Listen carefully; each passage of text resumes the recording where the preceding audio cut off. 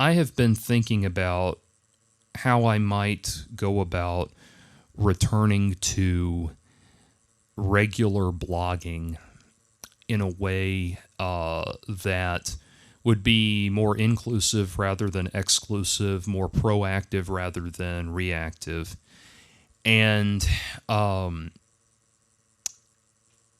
thought about this because in large part, because I do still have ideas that I want to share and I want to get out there, but I want to try to give myself the challenge of arguing my points in a more thoughtful and more proactive way, just because, for one, for the challenge of it, two, so that I can present my ideas while still continuing to grow as a person, and also in recognition of the fact that I need to grow as a person rather than just try to ignore my past of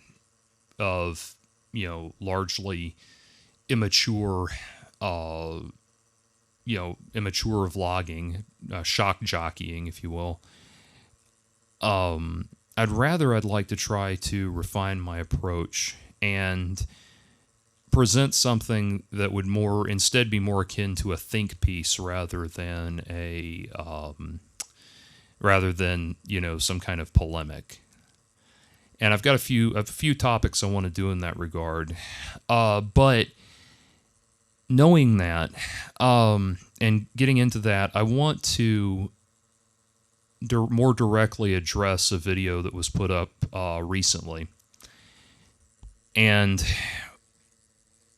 why I'll elucidate kind of why I'm talking about this in a minute, but there's a video that went up a couple months ago called Case File, The Jordan Owen Effect, and it's put up by someone who calls himself the Exceptional Detective. And when it went up, I've thought about it, and a friend of mine made me aware of it and everything, and I thought about it and thought about it and thought about it, and part of me wanted to do like a good old-fashioned smackdown video, but I really just don't have the time or the energy for that anymore. And also, I think doing those epic 2-hour response videos where I just obliterate every single little thing that somebody says does more harm than good to the argument that I'm trying to make overall. But I want to say this. The person that made this video, I know his real name. I'm not going to say it because that would be a TOS violation, but I do know who it actually is. And he doesn't, at this point, doesn't make any real bones about who he is, but he has functioned under various names throughout the years. King of Pole has been one, P-O-L. King of Pole has been one. Cuckin Johnson has been another one. And rather than go by point in his video, I'll give a couple of examples in a minute just to make the point. But rather than go point by point in his video, I just wanted to make a general basic statement about this, which is he is charging, makes some very serious charges in that video, and this is the backstory to that he's not telling you. He and I crossed paths exactly one time, close to 3 years ago, 3 years. Sorry, I had to do some math, but close to 3 years ago, he and I crossed paths, and this one time, to my knowledge, we have not interacted before or since, but except with the exception of this recent flare-up. But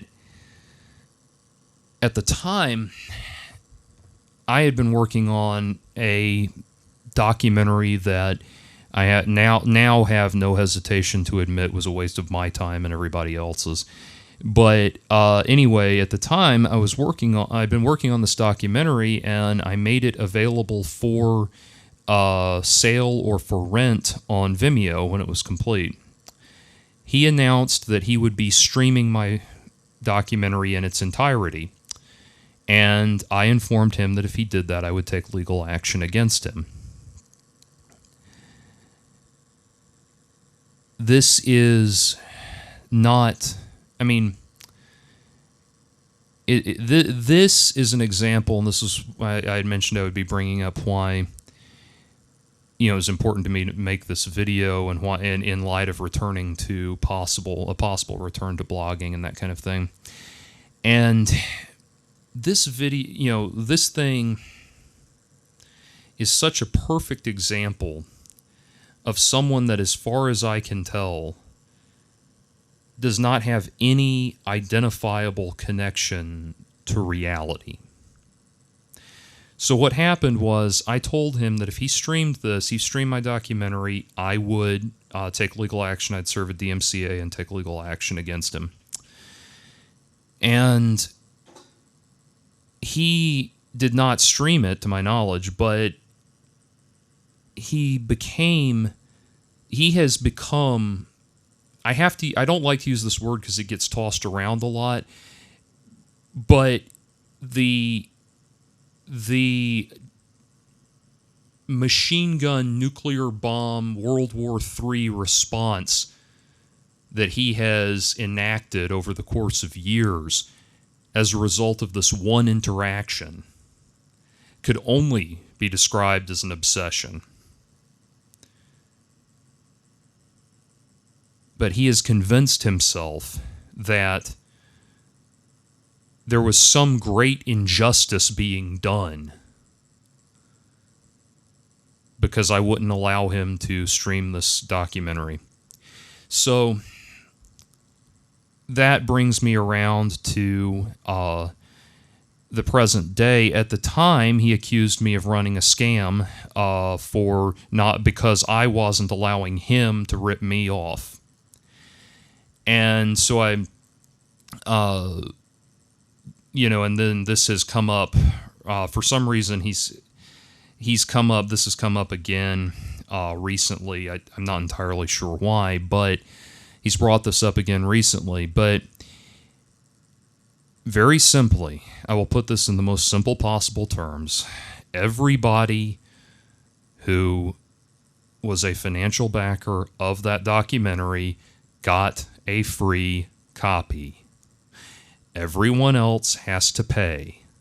For some reason, he has convinced himself that the movie was supposed to be free for everybody, and that somehow he has the right to rip off people's intellectual property. So, having harbored this grudge, he tends to make himself look like an idiot rather frequently on the internet.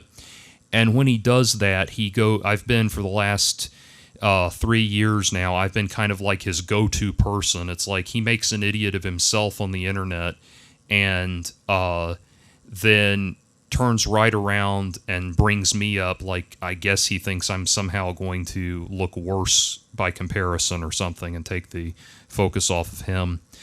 But that's what happened recently, and I reiterated the point on Twitter that this guy has convinced himself that there's some kind of ethical or moral impropriety in me trying to sell my product for money and not allowing him to rip me off.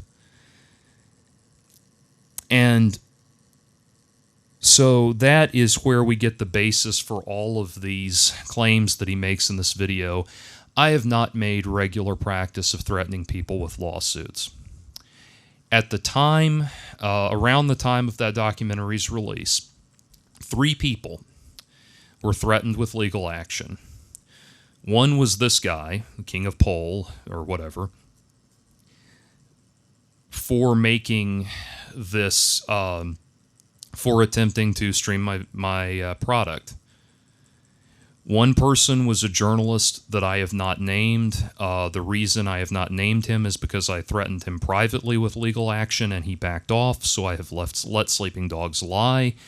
There is popular speculation that this person I'm referring to has been made up.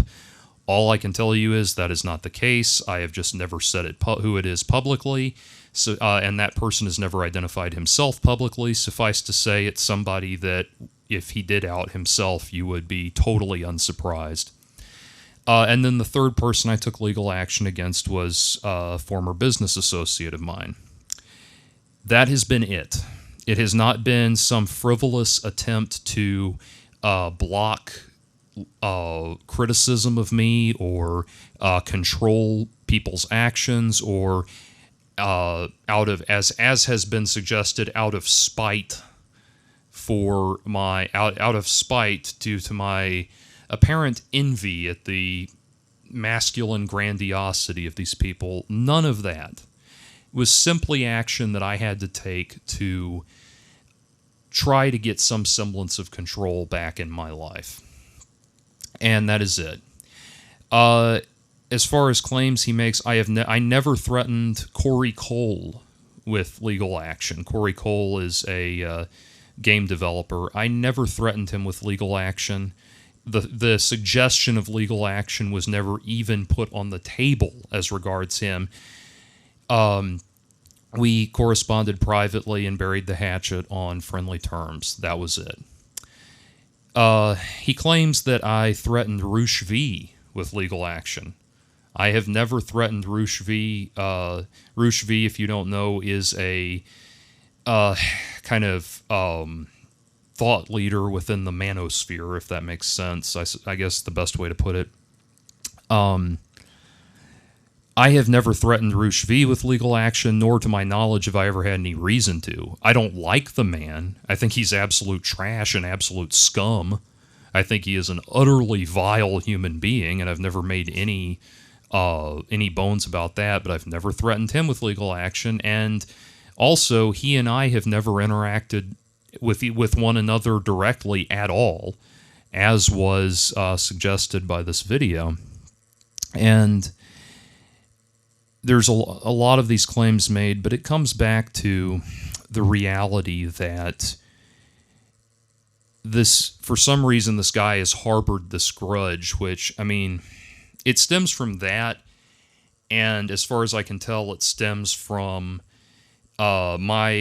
he seems to be butthurt because I've never been willing to come on his podcast or talk to him directly or anything like that. And so that seems to be where it stems from, as far as I can tell. He keeps beating this very dead horse anytime he makes himself look like a fool, because apparently he thinks he can somehow make me look worse. But anyway, I alluded earlier to, I said that I would explain why this had a role in me backing off from making videos and that kind of thing. And I needed to get my head out of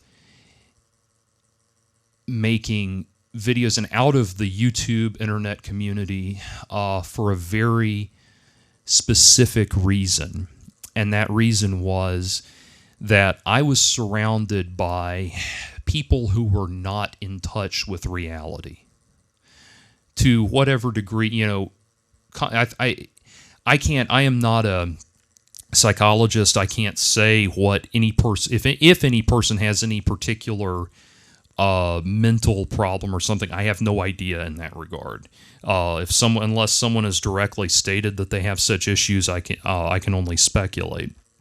But I found myself surrounded by a lot of people that didn't seem to have any connection with reality.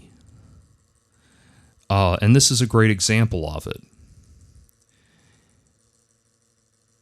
That somebody could get this fixated on this slight from 3 years ago to such a degree that they would mount this ongoing, campaign. And I know the inevitable turnaround on that is going to be, well, Jordan, you've gone after this, that, or the other person over and over again in the extreme in the past. And my answer to that is, you are right. And it's not healthy, and it's not good, and I'm not happy that I did it. I needed to get a life, and that's part of the reason I've been so absent from YouTube, is because I've been doing that. So that's where it stands. Anyway, I feel like I'm kicking a hornet's nest by making this video, but there has been so much misinformation said through the years in this regard that it just felt like time to say something. So, anyway, that is where that stands. I don't have a really good summary or conclusion of all of this, except to say that, you know, to this day, I still, and I say this having gotten, you know, such messages like 3 days ago from someone that was a really hardcore, longtime fan of my stuff, you know, that I've gotten people wanting me to return to blogging, and I would like to do that in a proactive way as a means of kind of redeeming myself and putting out more high-quality content rather than stuff that's argumentative and destructive in tone. And, you know, I felt like I needed to say something about this.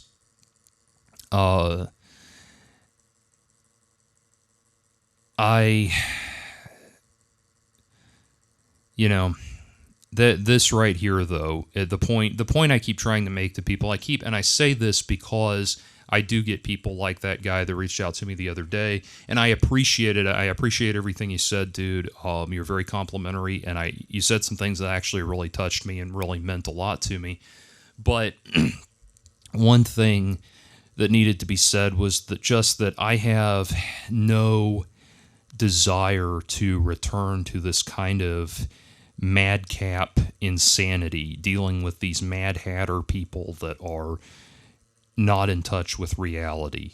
You know, where if you say blue, they turn around and say, "Why did you say red?" I mean, that's the situation. Anyway, and this has been on my mind lately because Beckloff wants to have me on for his on his live stream fairly soon, and so I've been thinking about all of this. But anyway, I wanted to go ahead and make a comment on that because that video is so deeply slanderous, and I know. Sorry, I'm getting the old seasonal allergies kicking in, but anyway, you know, that video is so deeply slanderous, and I know slander is a word that gets cast around a lot on the internet, but simple fact of the matter is that it is.